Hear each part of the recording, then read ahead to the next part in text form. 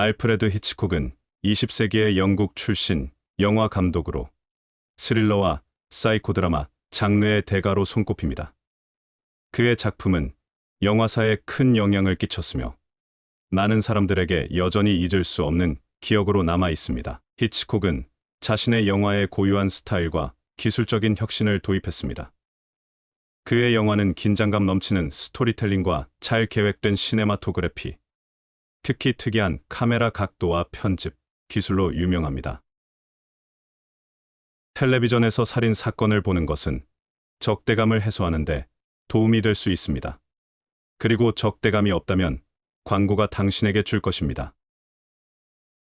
디즈니는 최고의 캐스팅을 가지고 있습니다. 배우를 좋아하지 않으면 그냥 찢어버립니다. 악당이 성공할수록 그림이 더 성공합니다.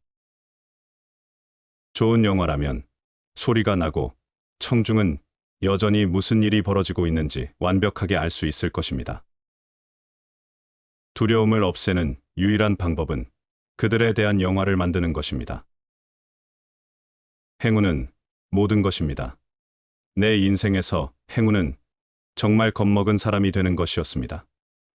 나는 영웅이 좋은 서스펜스 영화를 만들 수 없기 때문에 두려움의 문턱이 낮은 겁쟁이가 된 것이 행운입니다. 악몽에서 깨어났을 때와 같은 즐거움을 줍니다. 자기 표절은 스타일입니다. 텔레비전은 실내 배관의 발명품과 같습니다. 사람들의 습관을 바꾸지 않았습니다. 그냥 집 안에 보관했습니다. 우리의 가장 절묘한 살인사건 중 일부는 가정적인 사건으로 식탁과 같은 단순하고 집처럼 편안한 장소에서 부드러워서 행해졌습니다. 대화는 단순히 다른 소리들 사이에서 소리가 되어야 하며 눈이 시각적으로 이야기를 하는 사람들의 입에서 나오는 소리여야 합니다. 강타에는 공포가 없으며 단지 기대할 때만 존재합니다. 필름의 길이는 방광의 내구성과 직접적인 관련이 있어야 합니다.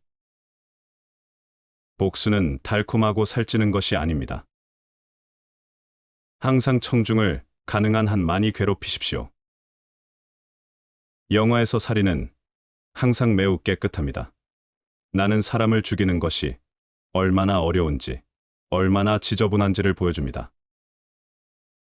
텔레비전은 살인을 집에 다시 가져왔습니다. 많은 영화는 삶에 관한 것이고 제 영화는 케이크 한 조각과 같습니다. 나는 모든 배우가 소라고 말한 적이 없습니다.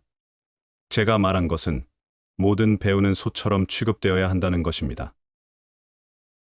텔레비전은 그것에 대한 정보를 전파하고 그 필요성에 기여함으로써 정신과에 많은 일을 해왔습니다. 나는 인위험에 대한 완벽한 치료법을 가지고 있습니다. 나는 두려움으로 가득 차 있으며 어려움과 모든 종류의 합병증을 피하기 위해 최선을 다합니다. 나는 내 주변의 모든 것이 수정처럼 맑고 완전히 차분한 것을 좋아합니다.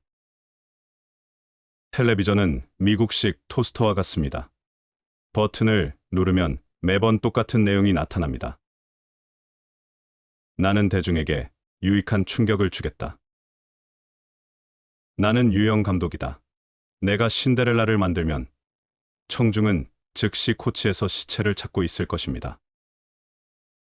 좋은 영화는 저녁 식사 가격, 극장 입장료 및 베이비시터가 그만한 가치가 있을 때입니다. 장편 영화에서 감독은 신이다.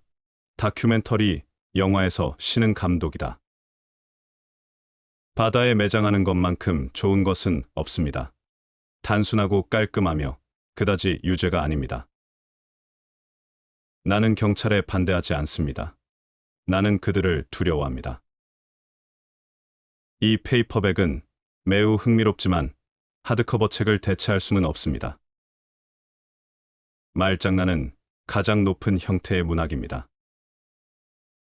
두려움은 이해하기 어렵지 않습니다. 결국 우리 모두는 어렸을 때 두려워하지 않았습니까? 빨간 망토가 크고 나쁜 늑대를 마주한 이후로 아무것도 변하지 않았습니다. 오늘날 우리를 두렵게 하는 것은 어제 우리를 두렵게 했던 것과 똑같은 것입니다.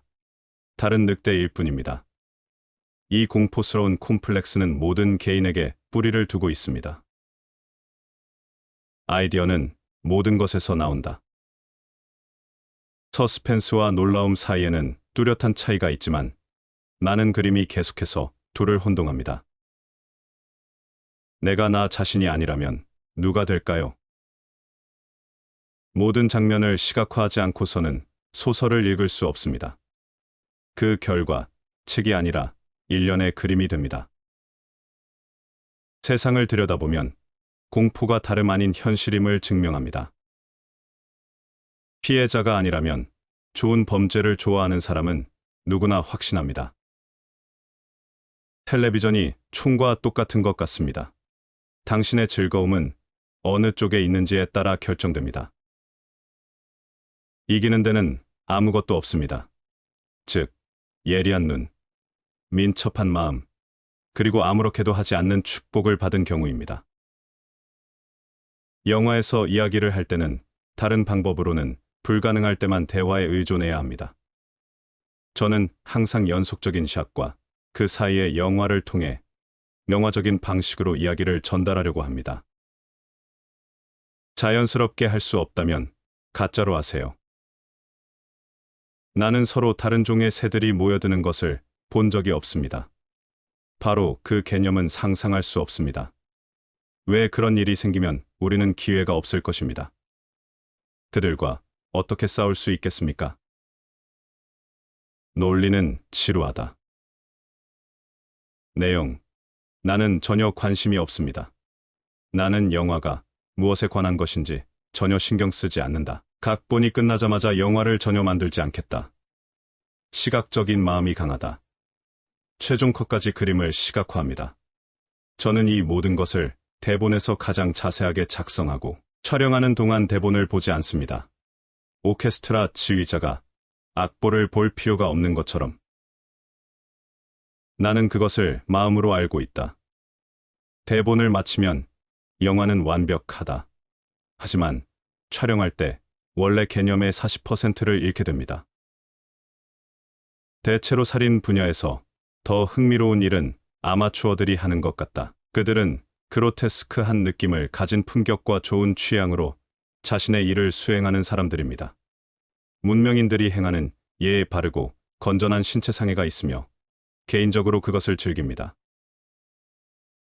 나는 텔레비전에 불충실한 것처럼 보이고 싶지 않지만 독서가 당신에게 좋을 것이라고 생각합니다. 내 영화가 무서워요. 드라마는 따분한 부분을 잘라낸 삶이다.